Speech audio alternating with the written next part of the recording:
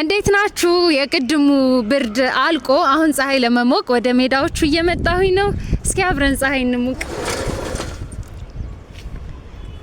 ይሄንን የመሰለ ወለል ያለ ሜዳ እንዴት እንደሚያምር እዩት። ይሄ የቴኒስ ሜዳችን ነው። አንድ ቀን ራኬት ይዤ መቀረጼ አይቀርም።